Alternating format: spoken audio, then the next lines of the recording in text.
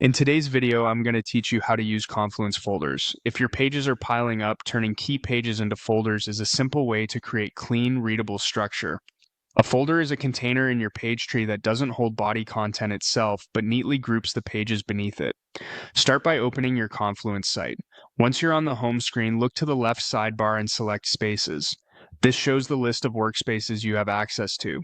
Pick the space you want to organize and click to open it. Inside the space, use the search bar to quickly find the page you want to convert.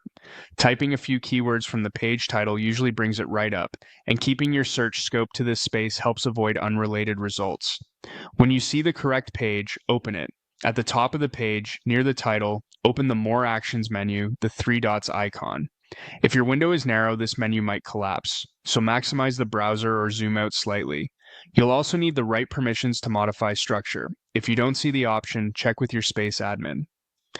From the More Actions menu, choose Convert. This opens a short set of options describing how the page can be transformed. Select Convert to Folder, then confirm if you're prompted. Here's what that change does. The page becomes a folder in the page tree, which you'll see in the left navigation. Existing child pages remain under it, and anything you add later can be nested there as well. Because a folder doesn't have page content, people won't land on a blank page. They'll use the tree to navigate into the grouped pages. This is ideal for large sections like policies, project docs, or onboarding, where you want a clear entry point that funnels readers to the right subpages. A couple of tips as you wrap up. Plan your top-level folders to mirror how your team searches for information, not how your org chart looks. Keep names short and action-oriented, and avoid duplicating similar folders in multiple places.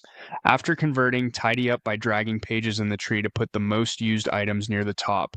And remember, permissions control who can see and manage structure, so align access with your maintenance plan. That's it. You've gone from a cluttered space to a structured folder-based layout in just a few clicks.